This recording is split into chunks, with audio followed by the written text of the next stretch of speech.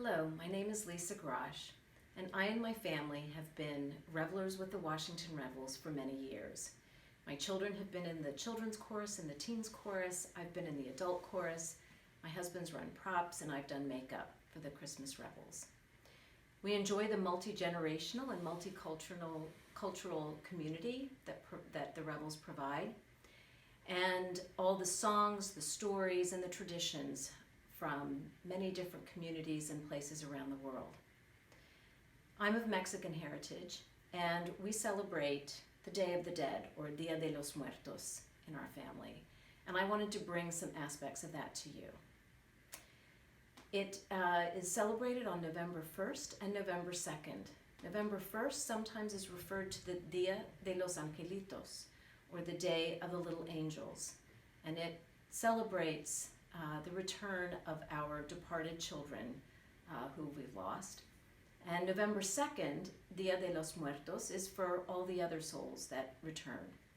And the premise of the holiday is that these departed, our beloved family members or friends who have departed, return to share in the gifts of food and drink with their living family members.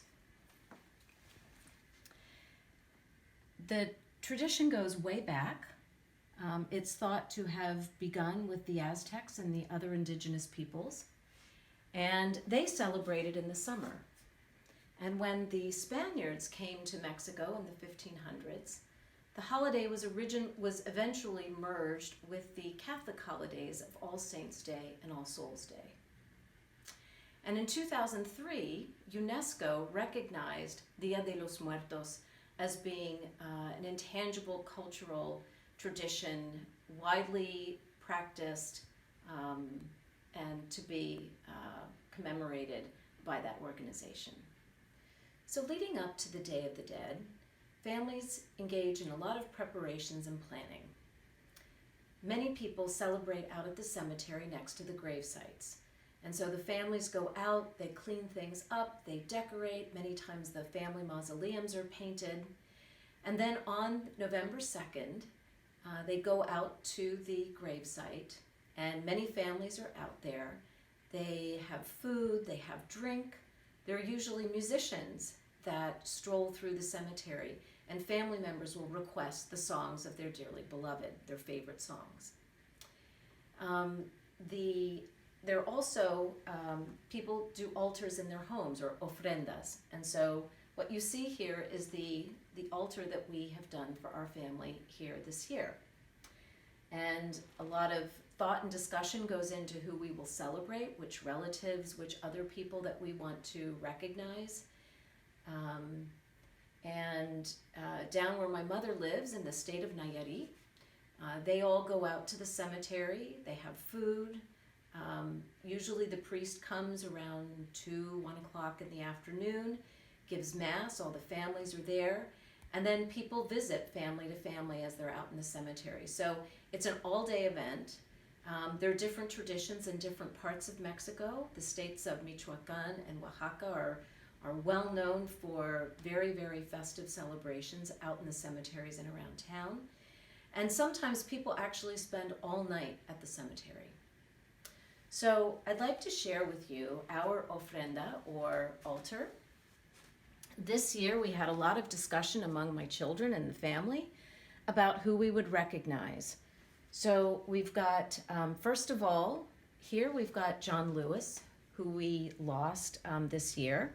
You'll see we have his picture and then his 3 books commemorating the march. We also are celebrating Ruth Bader Ginsburg.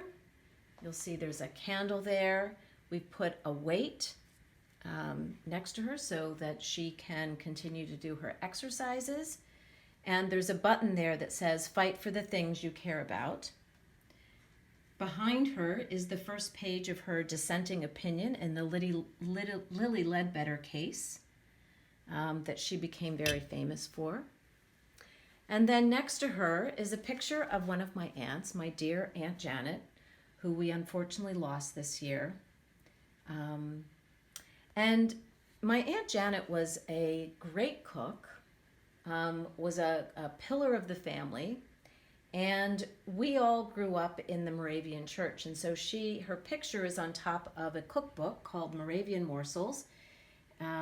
This is a cookbook from the Moravian Church, and she gave that to me for Christmas one year. There's also a cookie cutter, a Christmas cookie cutter.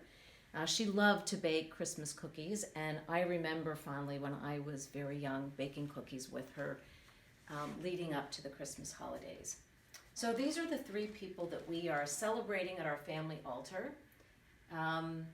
You'll see in the center of the altar there are the food and drink that is representation of what people might take to the cemetery.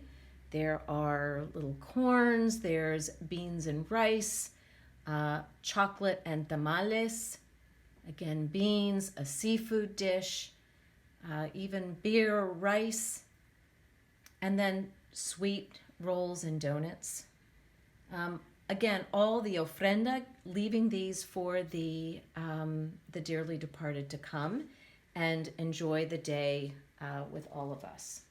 You'll see there are lots of skulls, so calaveras and catrinas that also have become a hallmark or symbol of the Day of the Dead. So it's a festive holiday, and I'd like to talk a little bit about the marigolds, again called cempasúchil. They are thought to, both because of the bright colors and the strong aroma of the flower, they are thought to bring the departed back to the house or back to the cemetery to celebrate with the families. And in the cemetery where my mother celebrates with others, in the afternoon, the children take the petals of the flowers and throw them leading up to the grave sites, so that the departed souls know how to go back to the graves at the end of the holiday. Anyway, we all wish you a very festive, happy Dia de los Muertos, and we hope that you will all take a moment to think about the dearly departed in your lives or from our community, and celebrate their lives like we do.